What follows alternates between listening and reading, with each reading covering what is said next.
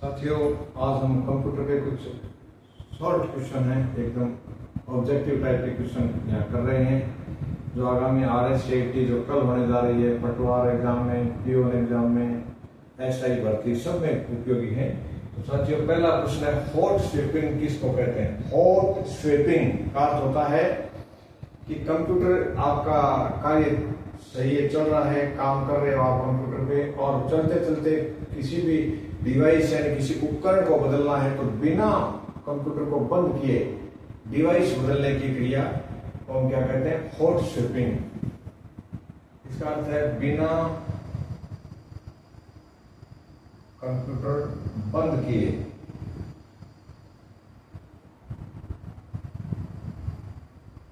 उपकरण बदलना। उपकरण को हम क्या कहते हैं? डिवाइस, यानी डिवाइस को बदलने की क्रिया को हम क्या कहते हैं? Hot sweeping.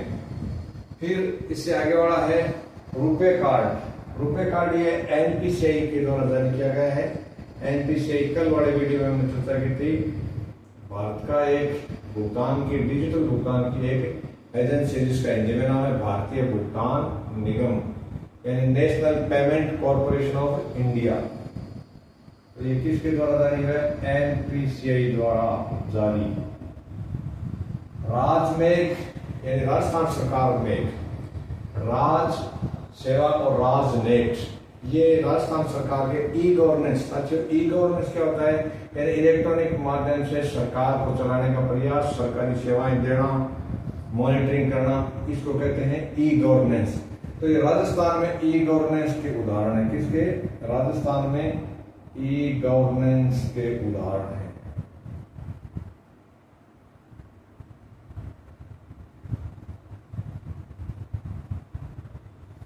तो आगामी है अपना माइक्रोसॉफ्ट एक्सेल में शिफ्ट प्लस F11 की है। कौन सी की है? शिफ्ट धन F11 को दबाएंगे तो इससे कंप्यूटर में नई वर्कशीट डाली जाएगी। तो नई वर्कशीट के लिए शिफ्ट दबाएंगे और F11 दबाएंगे। फिर एक है रिस्टोर पॉइंट पर, यानी पिछली स्थिति में जाने के लिए हम कौन सा बिंदु काम में लेंगे? Restore point. पिछली स्थिति में जाने के लिए या पिछली स्थिति को देखने के लिए क्या काम में लेंगे? रिस्टोर। तो पहले रिस्टोर है। आप स्क्रीन पर चुनिंदा आइटम्स को दिखाना चाहते हैं तो हम फिल्टरिंग का प्रयोग करते हैं, फिल्टर डाल देते हैं। जैसे हम ई-कॉमर्स से कोई चीज परचेज करते हैं तो वो एक रेंज मांगता है कि आप 2000 तक आइटम लेंगे या 2000 से 5000 वाला आइटम लेंगे। तो जैसे आपने फिल्टरिंग यानी रेंज डाली, उसमें 2000 से 5000, तो उसी रेंज का आइटम आपको वो ऑफर करेगा, उससे न तो नीचे का दिखाएगा न ऊपर के। तो ये हो गया फिल्टरिंग, यानी कोई भी चीज छुनके आगे जाएगी। आप इन्हें वो फिल्टर लगा दिया उसमें।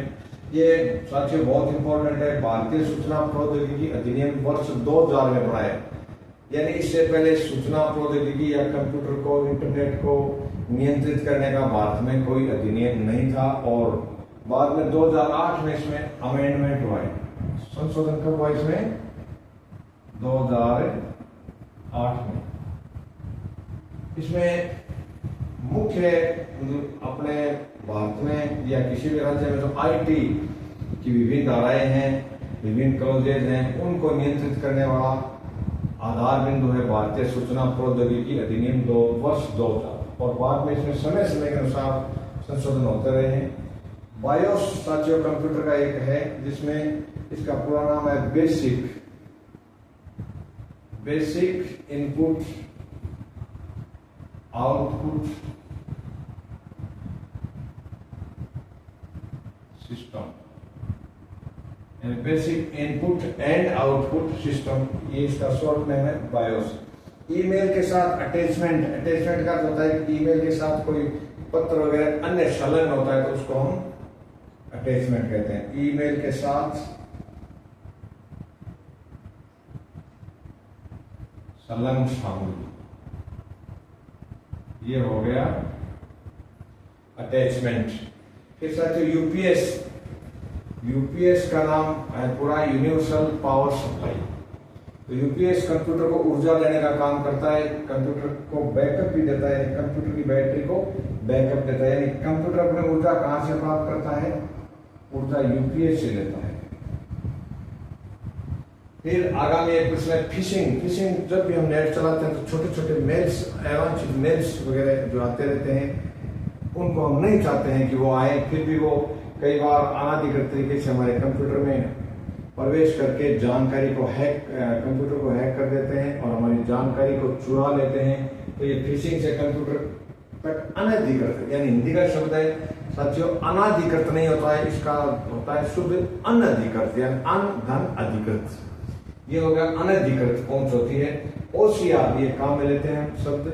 ओसीआर का पूरा नाम है ऑप्टिकल कैरेक्टर रिकॉग्निशन, यानी ये स्क्रीन कोई भी चीज है उसके ऊपर प्रकाश डाल करके और उसको पढ़ करके उसको मान्यता प्रदान करने का काम, यानी सही है या गलत है, वो काम है ओसीआर में। एक अपने Google drive, Microsoft one drive और ड्रॉप बॉक्स, ये क्या है साथियों? ये क्लाउड स्टोरेज है। क्या है ये? क्लाउड स्टोरेज के उदाहरण है। यानी जो भी हम नेट पर सूचना वगैरह डालते हैं, गूगल पे डालते हैं, उनको स्टोर कहाँ किया जाता है? तो ये इस प्रकार के जो ड्राइव है, जैसे गूगल ड्राइव है, माइक्रोसॉफ्ट कंपनी का अपना एक अलग ड्राइव है, उनमें वो सारे डेटा को सुरक्षित रखते हैं। फिर एक है स्नैप असिस्ट, यानी इसका प्रयोग कब होता है? ये एक ऐसा टूल है जो हम एक साइट खोल रखी है और उसमें दूसरी साइट भी खोलना चाहते हैं, तीसरी भी खोलना चाहते हैं, तब हम स्नैप असिस्ट का प्रयोग करते हैं। स्नैप असिस्ट का यूज हो गया एक साथ स्क्रीन पर कई का ये दिखाना, यानी एक से ज्यादा साइटों को हम चला सकते हैं।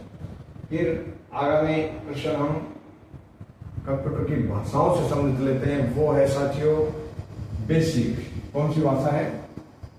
बेसिक। यह कंप्यूटर की एक आधारभूत भाषा है। दूसरी भाषा है जावा, एक भाषा है सी प्लस और एक भाषा है सी, और एक वैज्ञानिक भाषा है, उसका नाम है फॉर्ट्रेन। क्या नाम है? फॉर्ट्रेन। एक भाषा है कोबोल। कोबोल का पूरा नाम हो गया कॉमन बिजनेस ओरिएंटेड लैंग्वेज। क्या हो गया? कॉमन बिजनेस ओरिएंटेड लैंग्वेज, यानी कंप्यूटर में बिजनेस से संबंधित कार्य इस भाषा में किए जाते हैं। वैज्ञानिक गणनाएं किस भाषा में होती हैं? वो फॉर्ट्रेन भाषा में होती हैं। और ये कंप्यूटर की कई अन्य भाषाएं सी, C1, C+, इस प्रकार की, जावा, बेसिक। तो आज के वीडियो में इतना ही। आगामी वीडियो में हम करंट का करेंगे। कल जो वीडियो करेंगे आपको भेजेंगे, उसमें करंट की सामग्री, जैसे आज राजस्थान वित्त आयोग का गठन हो गया कल, तो उसमें कौन मेंबर बना है, कौन उसका अध्यक्ष बना है, इस प्रकार की जो सामग्री है वो आपके पटवारी के एग्जाम के को मद्देनजर रखते हुए इसमें डिस्कस करेंगे। धन्यवाद।